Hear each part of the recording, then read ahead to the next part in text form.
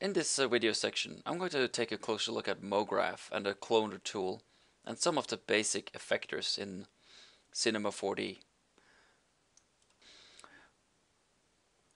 First, I'm going to take a look at the Cloner tool. I made this red box and I want to duplicate this across the scene in different ways. So I'm going to start off by going to Mograph and select Cloner.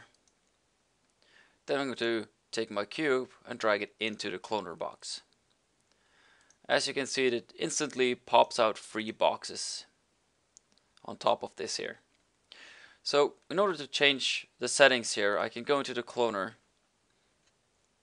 and I can go into Object, and here you have all the different settings for the Cloner. I have the count, which increases the amount of clones that I am going to use. The offset will move the Cloner itself.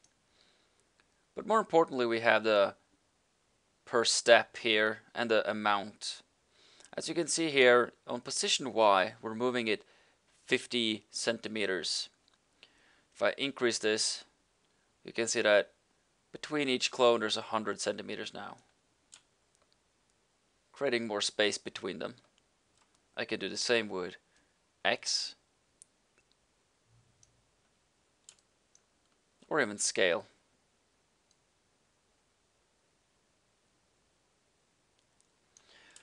Now what is important to notice is that it does this per step of the clone. So it will scale this one 145%, and then the next one, and the next one, so on. So it'll become larger and larger and larger as you increase the number of clones. The same goes for the rotation of the objects, and so on.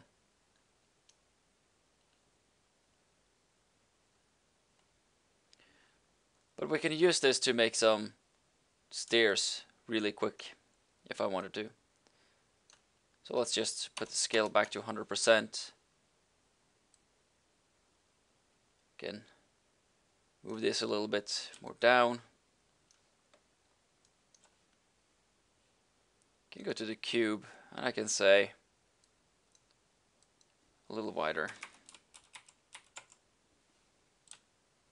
That was the wrong way.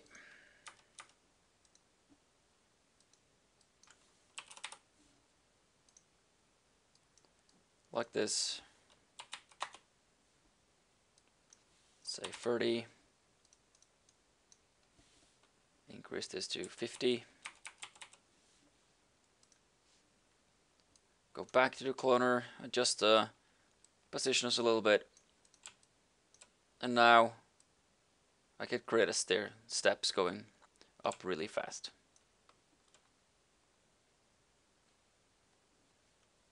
Okay, I'm going to put this back into the original shape.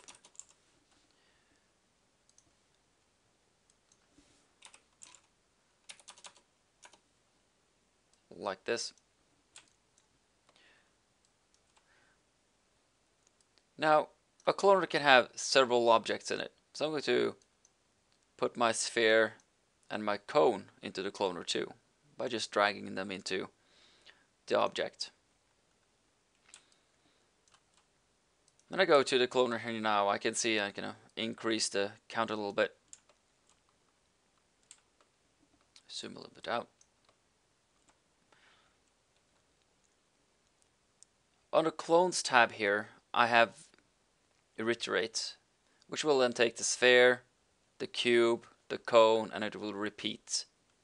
And just to clone those in that order all the time. So I can move the cube, and we'll start with the cube, and so on.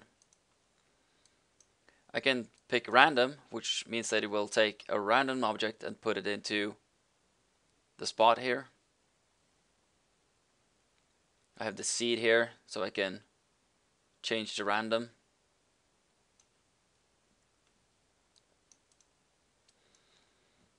I can take blend, which will make it take 3 of these, 4 of these, since there's 10 of them.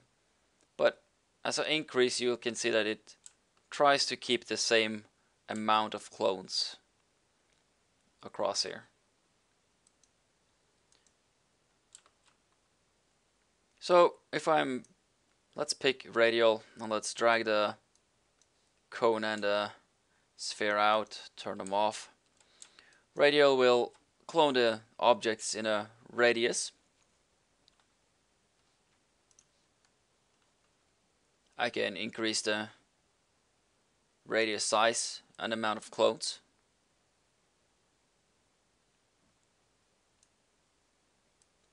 The angle of it, both the start and the end here. So I have full control of that.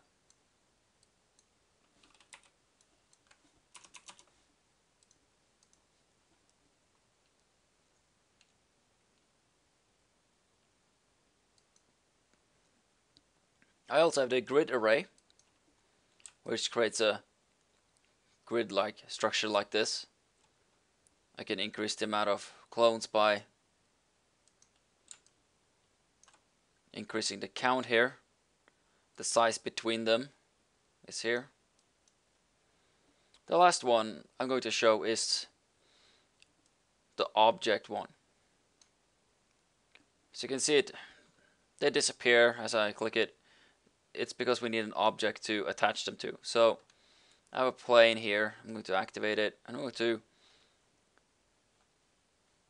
as I have the cloner activated, I have the object box here, and I need to drag my plane into that, like this.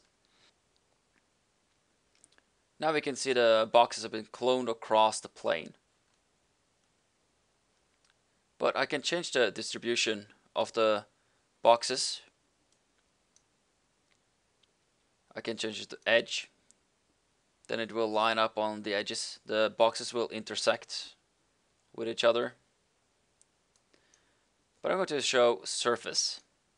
Now surface is a more random way to do it. I can increase the count of boxes. I have the seed. I can also drag in other objects. Let me drag in the cone into the area. As you can see, the cones are currently in the right position. They all go up. However, if they aren't, just check your Align Clone tab. If I click it, you will see the clones, they flip over and they're the wrong way. In order to get these to be not in the middle of the ground, you have to move the 0 point of each object. It's sometimes easier to drag them out of the cloner object and do it, but you can do it directly while they're in there too. But I'm going to drag them out of the cloner object so I can see them like this and move the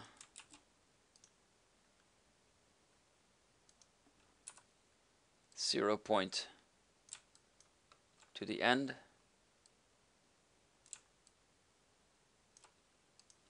And put it back into the cloner. Now you can see that it's fitted perfectly on the surface. You can also just go into the cone and you can do it directly there if you wanted to, but it can be a little more tricky.